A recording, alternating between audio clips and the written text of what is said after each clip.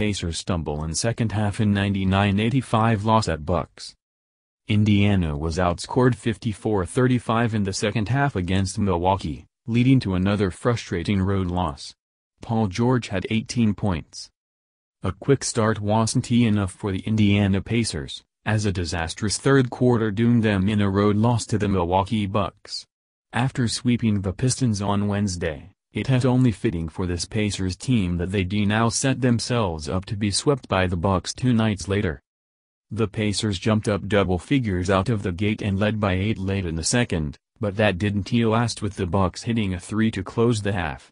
In the first 2 quarters, the Buckets outscored Indiana 5-0 in end-of-quarter buckets, but in addition to that, also scored on the opening possession of the second and third quarters, giving Milwaukee 9 points the Pacers couldn't account for.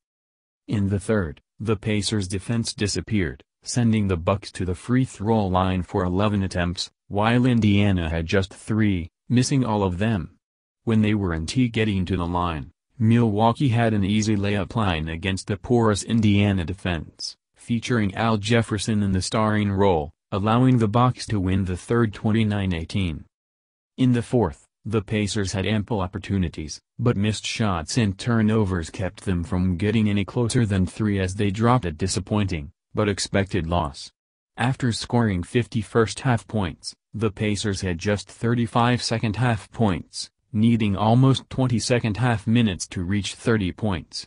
The Bucks wound up outscoring Indiana 19-7 at the line in the second half.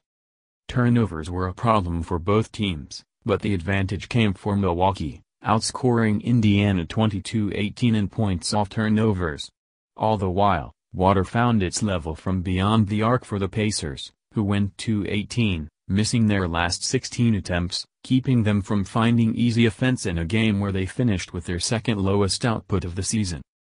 Jeff Teague kept the Pacers alive in the third, but without the stops, his contributions were minimized, as he finished with 17 points.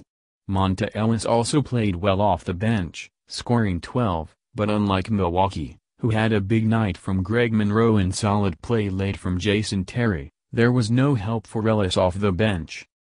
Lavoy Allen and Rakeem Christmas helped Indiana win the rebounding battle early, but neither found much run in the second half as Nate McMillan shortened his bench, giving extended time to Jefferson instead. After a series of good shooting nights, Paul George came back down, scoring 18 on 5-14 shooting, blanking in the third, scoring 7 in the fourth.